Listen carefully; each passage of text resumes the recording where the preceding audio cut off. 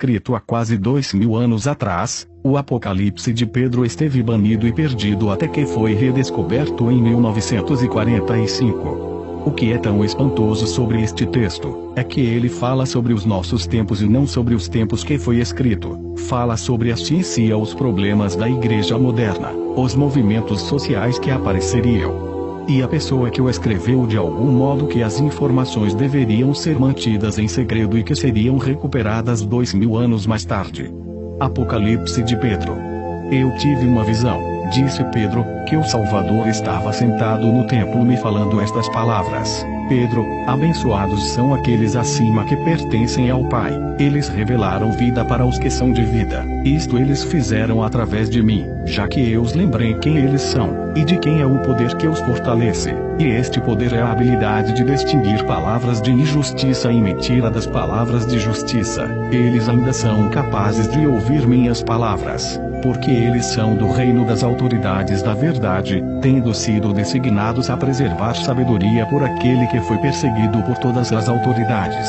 Ninguém o encontrou através das escrituras apenas, já que o nome dele nunca foi especificamente mencionado nelas, nem mesmo entre a geração dos profetas. Todavia, o Filho do Homem, que é exaltado acima de todos os homens, até mesmo acima daqueles de natureza igual e semelhança, apareceu entre aqueles que pertencem a ele. Mas você, Pedro, seja completo, mesmo você já sendo completo na minha consideração. Lembre-se que eu te escolhi dentre todos para se tornar a base do remanescente que eu convoquei para a sabedoria, Gnosis. Então, seja forte, até que a imagem da santidade, que é aquele que te convidou para conhecê-lo, aquele que foi rejeitado pela humanidade, aquele que foi estigmatizado pela marca da rejeição da carne de suas mãos e pés, o que foi coroado no mundo inferior, o que se vestiu com um corpo de esplendor, que é a esperança do servo e seu distintivo de honra, te testa 3 vezes esta noite. Enquanto o Senhor dizia estas coisas, eu vi os padres e as pessoas com pedras nos aproximando rapidamente. A intenção deles era nos matar. Eu estava com medo que nós iríamos morrer. Então ele me falou: Pedro, eu já te disse várias vezes que estas pessoas são cegas, e eles não têm líder. Se você quer experimentar a cegueira deles, segure seu manto sobre os olhos. Então me diga o que você vê. Quando eu fiz isto, eu não vi nada. Ninguém consegue ver deste jeito, eu disse. Então ele me falou para fazer novamente. Eu fiz, e eu fui tomado por uma mistura de medo e alegria, pois eu vi uma luz nova, maior do que a luz do dia. Então a luz desceu até o Salvador, e eu contei para ele o que eu vi. Ele me falou de novo: coloque suas mãos nos seus ouvidos e escute o que as pessoas estão dizendo. Eu ouvi os padres enquanto eles estavam sentados com os escribas. As multidões estavam gritando. Eu contei para ele o que eu ouvi, e ele de novo me disse: aguce os seus ouvidos e escute o que eles estão dizendo. Eu escutei novamente. Enquanto você está sentado, a multidão está te louvando. Quando eu disse isto, o Salvador respondeu: eu te falei antes que estas pessoas não conseguem ver nem ouvir.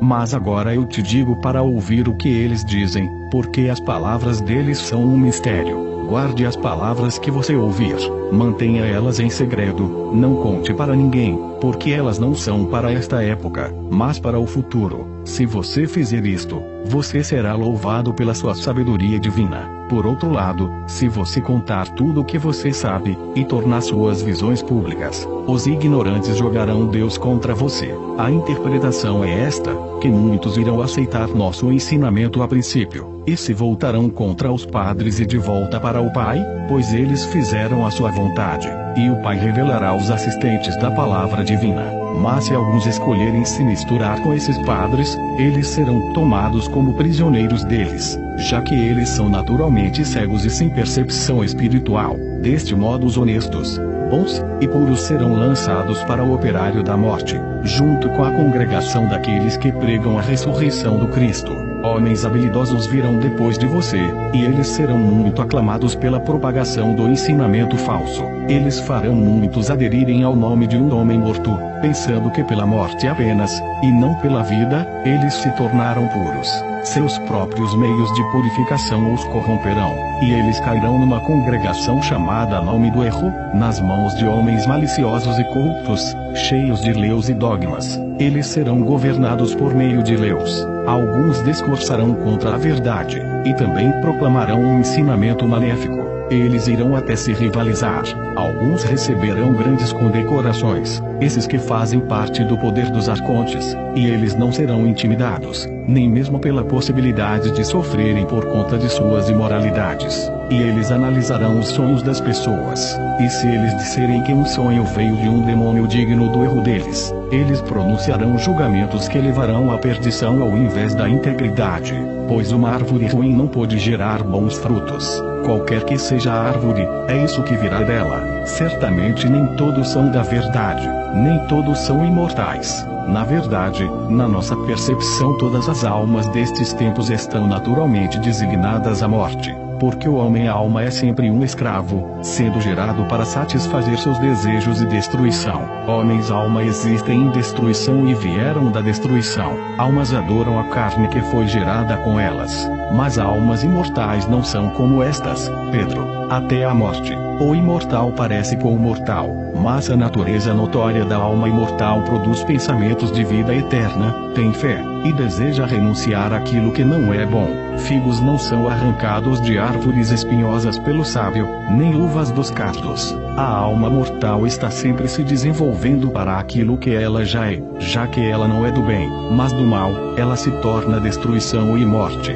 Mas a alma imortal que se une com o eterno, que é aquele de vida, se parece com a imortalidade e todos os bons frutos que vêm dele. Portanto, aqueles que são surdos e cegos se unirão com os do mesmo tipo, e as coisas mortas se dissolverão para a não existência. Outros serão transformados pela prática do discurso infeliz e deturpação dos mistérios. Alguns daqueles que são intelectuais, porém não iluminados, que não entendem os verdadeiros mistérios, irão se vangloriar de que eles sozinhos sabem toda a verdade. Eles irão acreditar em suas próprias fábulas, então, estando com inveja dos imortais, irão arrogantemente e orgulhosamente tentar trazer outros para o ponto de vista deles mesmos. Mas estes ostentadores jamais foram salvos pelo método determinado, que é o caminho, embora o maior desejo deles seja a incorruptibilidade.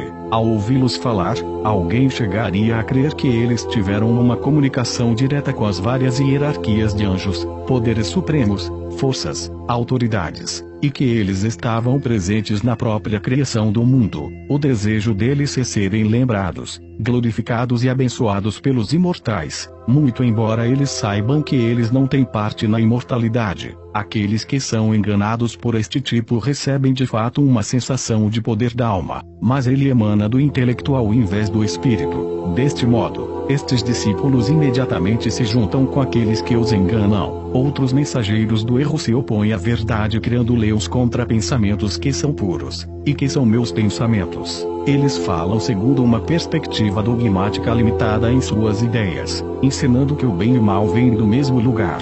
Eles transformam o que eles chamam de a palavra de Deus numa atividade comercial, e prometem um destino severo àqueles que não cooperarão. Mesmo a raça dos imortais continuará iludida até o meu retorno público. Somente pelo poder de perdoar as ofensas é que os escolhidos se separarão deles, porque eu os resgatei da escravidão de seus adversários. Ainda assim, os libertos criarão uma sobra de imitadores em nome de um homem morto, que de fato é Hermas, o filho mais velho da injustiça, para que a luz que existe não seja acreditada pelos pequenos, mas aqueles deste tipo serão separados dos filhos da luz, e jogados na escuridão externa. Pois eles não entram nem liberam aqueles que estão se elevando para suas respectivas ordens. Outros ainda acham que podem aprimorar a sabedoria perfeita que a fraternidade já possui, ou seja, a sociedade espiritual daqueles unidos na comunhão, através da qual um matrimônio de incorruptibilidade será revelado. Uma sociedade semelhante de imitadores aparecerá e será chamada de a Irmandade. Estas irmãs irão oprimir seus irmãos dizendo coisas do tipo, já que a salvação veio do útero, Deus deu privilégios especiais às mulheres. elas não sabem da punição severa que terão que passar por se aproximarem e aprisionarem os pequenos com esta enganação. Até alguns que estão fora da nossa sociedade se deram nomes impressionantes, como reverendo tal e tal, bispo alguma coisa, diácono não sei das quantas, e falam como se tivessem recebido autoridade diretamente de Deus. Estes desafiam o julgamento de líderes verdadeiros, e não passam de canais secos. Mas eu disse, eu estou muito perturbado pelo que você me disse, que os pequenos, na nossa percepção, são falsificados, e que multidões enganarão multidões daqueles que possuem vida, e irão se misturar com eles e destruí-los. Mas quando eles disserem o seu nome, eles serão acreditados. O Salvador disse, por um tempo predeterminado, em proporção ao erro deles, eles terão autoridade sobre os pequenos. Quando chegar o momento certo, aquele que não envelhece e possui uma compreensão imortal se tornará jovem, e os pequenos derrubarão seus administradores. Ele irá cortar a raiz do erro deles, e a irá expor junto com toda a glória descarada que ela tomou para si. Então, Pedro, aqueles que presenciarem isto se tornarão inalteráveis. Venha, então, vamos prosseguir completando a vontade do Pai incorruptível. Pois veja, aqueles que trarão falso testemunho estão a caminho, e eles se envergonharão. Eles não podem me tocar agora, mas você, Pedro, deverá permanecer entre eles. Você é um covarde, mas eu te digo, não tema, as mentes deles serão fechadas, porque o invisível veio combatê-los. Quando ele me disse estas coisas, eu vi a multidão o pegar. Eu disse, o que eu vejo, Senhor? Eles estão realmente te levando embora. Você está agarrado a mim? Quem é esta pessoa que eu vejo, contente sorrindo na árvore? E é outro aquele cujas mãos e pés eles estão golpeando. O Salvador me falou, a pessoa que você viu na árvore, aquele que está contente sorrindo, este é o Jesus vivo. O outro, em cujas mãos e pés eles estão cravando pregos, aquele é o corpo. Ele é a manifestação carnal do imortal sendo humilhada. É a aparência percebida pelo olho natural. Olhe para ele, então olhe para mim. Eu olhei, e fiquei muito assustado e perturbado. Na minha confusão eu disse, Senhor, ninguém está te vendo. Vamos fugir daqui. Mas ele me disse, eu já não te disse para ficar longe dos cegos. Você não entendeu que eles não sabem o que estão dizendo. Eles acham que eles humilharam meu servo, quando na verdade, eles penduraram o filho da glória deles na árvore. Então eu olhei de novo e vi alguém se aproximando que parecia com aquele que estava sorrindo na árvore. Ele estava preenchido com o Espírito Sagrado, e eu percebi então que ele era o Salvador. Havia uma grande luz ofuscante em volta dele, e eu percebi a multidão de anjos luminosos invisíveis o abençoando. E quando eu olhei para ele, o abençoado foi revelado, e ele me disse, seja forte, a você foram confiados estes mistérios e a interpretação deles através da revelação divina. Aquele a quem crucificaram é o primogênito, e a casa dos demônios é o recipiente de pedra, onde habitam os demônios. O homem de Elohim é o homem da cruz, aquele que está sob a lei.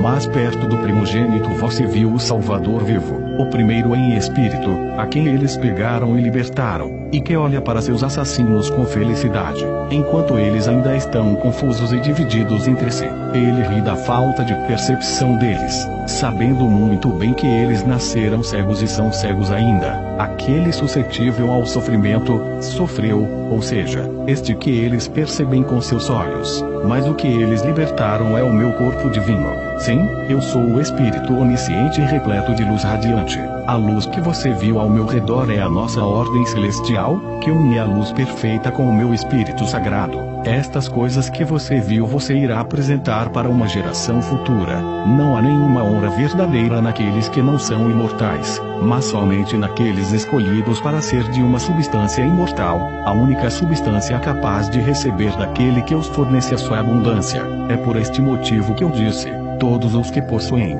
lhe será dado, e ele terá bastante, mas os completamente mortos, aqueles que são criaturas deste lugar, são extirpados da plantação e da recriação daquilo que nasceu de Deus. mesmo se a substância imortal aparecer em certa quantidade neles, lhe será tomado e adicionado aos vivos. Você, então, tenha coragem e não tema nada. Nenhum dos seus inimigos te vencerão, porque eu estarei com você.